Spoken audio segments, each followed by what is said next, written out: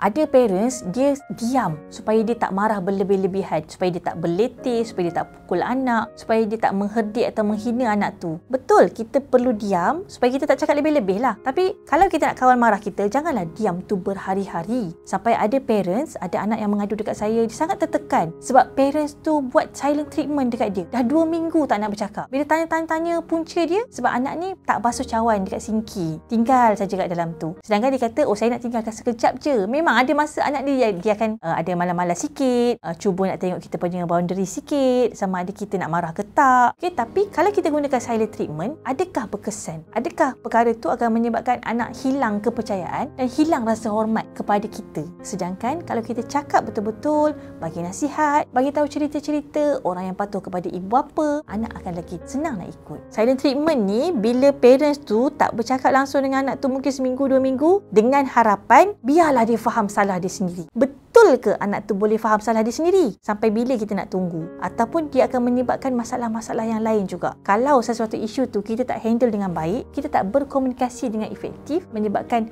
isu tu akan jadi daripada kecil, tak basuh cawan tu je, jadi lagi besar.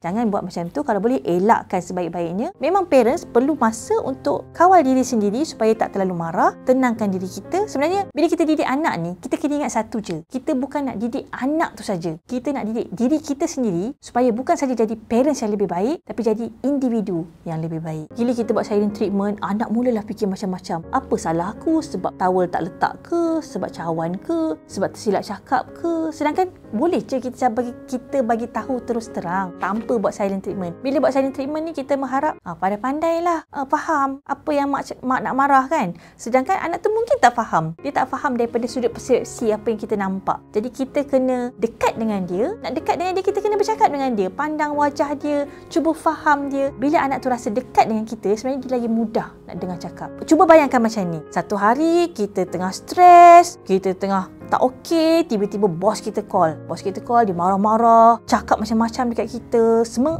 tu memang salah kita, menyebabkan kita jadi stres, rasa nak marah sangat. Tiba-tiba tengah lepas je letak jawab call tu, anak kita tumpahkan air. Apa yang jadi? Biasanya kita akan menjerit lah, kenapa tumpah? Kita akan melepaskan marah kita tu dekat anak. Saya tahu ada orang yang pandai nak kawal marah dia. Okay, tapi cuba bayangkan satu lagi situasi. Bos kita call, bagi tahu kita dia naikkan pangkat, bonus akan dibagi dengan segera. Apa yang berlaku? Tiba-tiba air tumpah. Marilah kita lap sama-sama.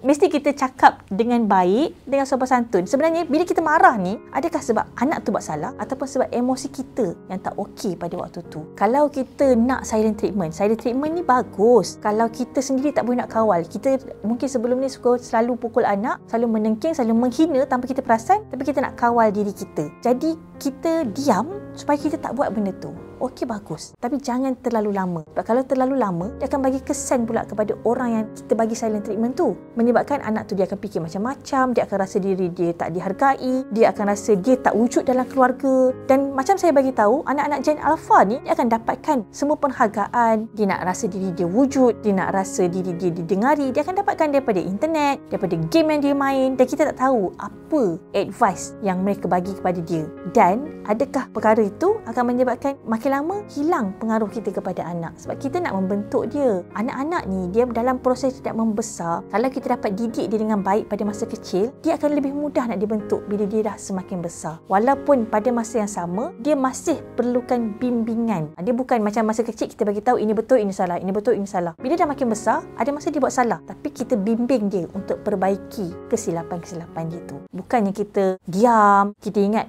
faham-fahamlah sendiri. Itu yang sampai silent treatment 2 minggu, 3 minggu, sebulan, 3 bulan tak bercakap-cakap. Elakkan. Kalau kita nak menegur anak tu, kalau boleh secara privacy. Janganlah kita tegur di depan orang lain. Terutama sekali kalau macam anak sulung buat silap, jangan tegur depan adik-adik dia. Ia akan menyebabkan mereka hilang hormat kepada kakak ataupun abang sulung dia tu sendiri. Sebab dia rasa dia pun boleh buat benda yang sama, sebab dia dah nampak benda tu. Sebab itu, dalam buku cakap ni, seni berinteraksi dengan anak, sebab kita sebagai parents perlu jadi influencer nombor 1 anak, bukan orang lain, bukan gadget, bukan social media. Sebagai parents, kita memang kena protect anak, tapi jangan overprotective. Dalam buku ni ada skrip, ada contoh-contoh situasi, ada cara penggunaan bila kita nak cakap, bila kita nak marah, bila kita nak tegur anak, cara nak cakap macam mana, supaya kita tak terlalu overprotective dekat anak, dan anak akan lebih berdaya tahan dan berusaha untuk mencari solusi dia sendiri.